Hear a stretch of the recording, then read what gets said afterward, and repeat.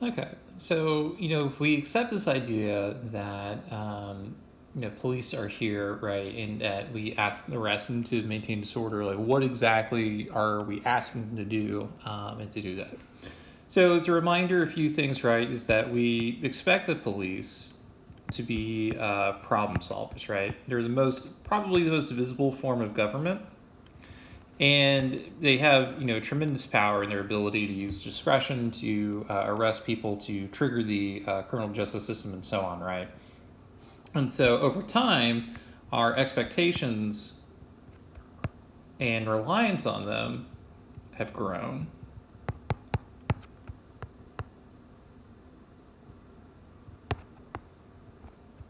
So we look at them on them to grow. That isn't what I said, but general idea. So the key then is that if we are relying to take care of it, what do we do then in terms of disorder, right?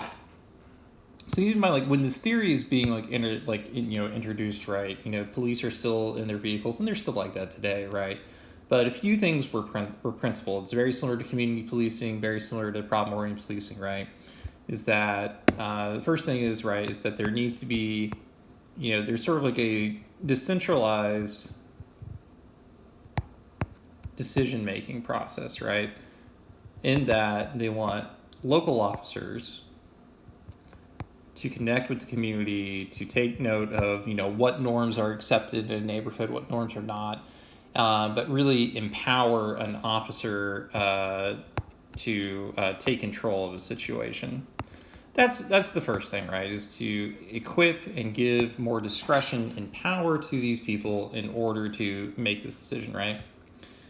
The second part that comes in, right, is that so once it's decentralized, then is to establish and familiarize oneself with the community. So getting to know the neighborhood, you know what behavior is accepted or not accepted, who is normal in this area, what's a stranger, what things are tolerated, what things are not, right? And it also, in theory, right, is that there needs to be a focus on signs of disorder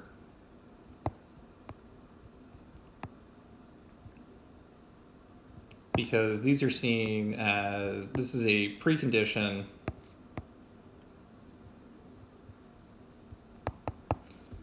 for major crime or in crimes that are really get the juices flowing, right? So we focus on these little smaller stuff, right? Well, like in theory, maybe it's not really like working out, right? The other part too is that we want them to do this and take care of the small stuff so it doesn't turn into bigger things. The other part to consider too is that, and this part tends to be overlooked, but it is a component of this kind of policing, right? Is that police want to be proactive. They want to have agency in their job. They want to feel like they're doing something to combat crime, right? Where they really can engage. They're arresting people or taking notes, and they feel like they're doing something, right? At the same time, right, they don't necessarily want to be a social worker, nor are they equipped to really do that kind of thing, right? We may ask them to do things that are more associated with social work. But that's not really like who and what they're supposed to do, right? So to that extent, then, the key is to leverage other social agencies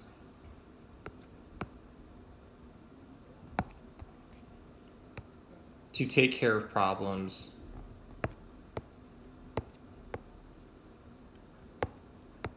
as they see fit.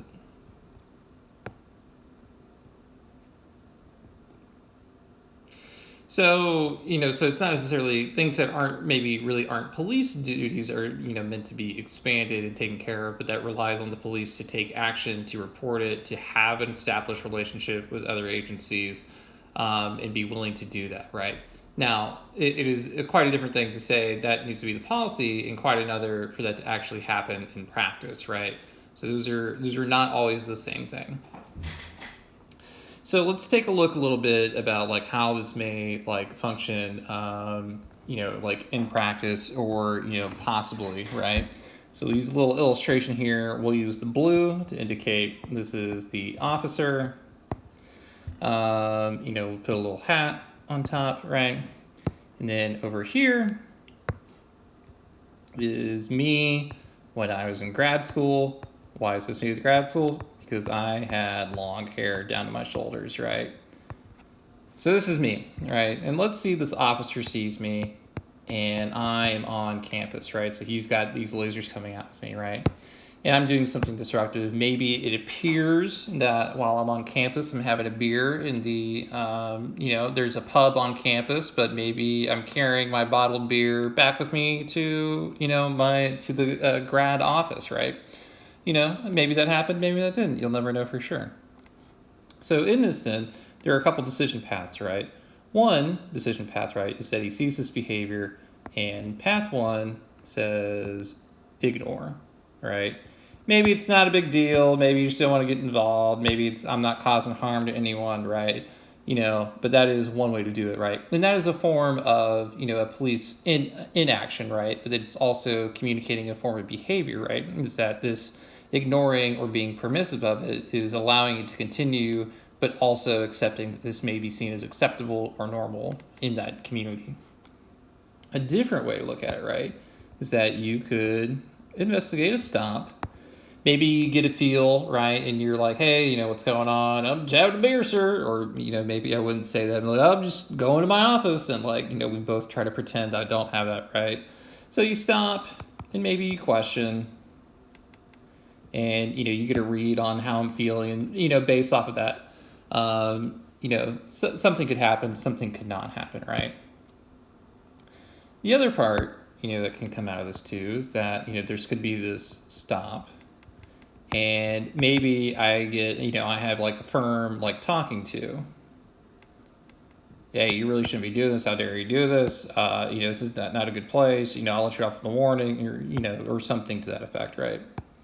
Or stop and then some, or citation occurs, right? So maybe I'm given a ticket or maybe I'm arrested or there's some actual enforcement that occurs, right? So we look at this process, right? We're giving the police a lot of discretion, and assuming this campus officer is, in place and he's witnessing it, right? He has a view of what is and is not acceptable behavior, and he is making a decision about what to do, and assuming he has a pulse on the community, that affects his decision-making process, right? Maybe I'm a frequent flyer and I'm constantly having a beer, so maybe it's normal, or maybe he really wants to go down on the rule of law, right? So in this particular instance, though, there is a process underneath that is lurking, right? So since these are happening in public, he's not taking me behind an alley and confronting me, right? He's not hiding what's happening. I'm not slipping the money because I'm a broke grad student. I don't have any money anyway. Let's talk a little bit about, what is happening, right? So in this process, then, there is a communication process. And this first part of it, right, is that because this officer is making eyes at me and having and stoking this interaction, right, it's intended, first, to be a specific deterrent, right?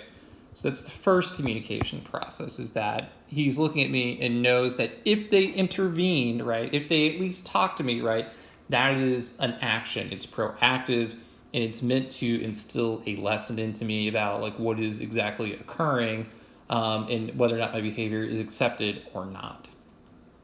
The other part of this communication process, too, is a general deterrent effect.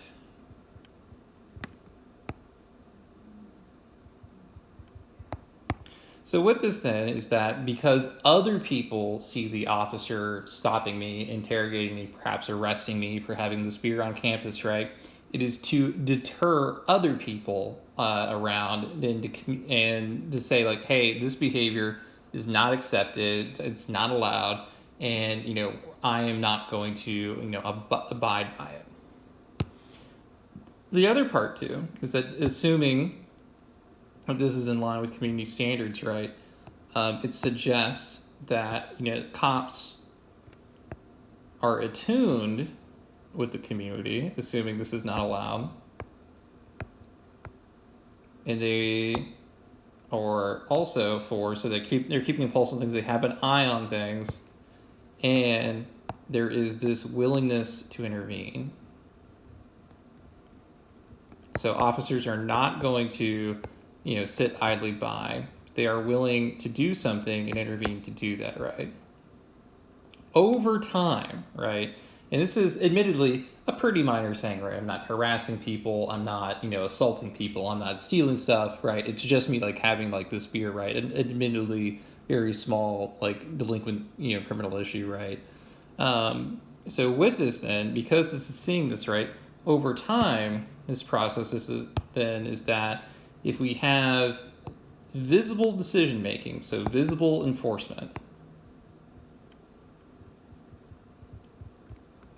and it starts with minor crimes, this is going to lead the pathway that somebody cares, or at least officer cares, right?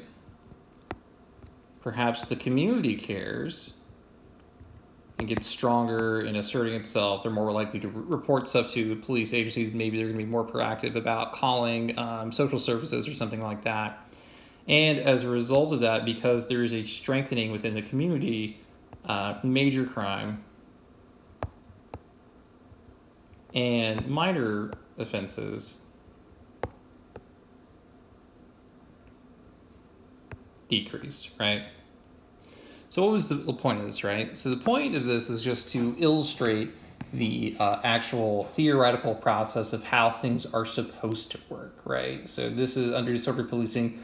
This is the intended effect, because if we focus on disorderly behaviors, if we focus on cleaning up an area and cleaning up trash and graffiti and getting social workers in here, if we focus on communicating what happens and that some people care and aren't involved, over time, this will lead to less crime, right? So this is the general theory of how this is supposed to work. Now, having said that, we'll move into what does happen in practice, or what can happen in practice.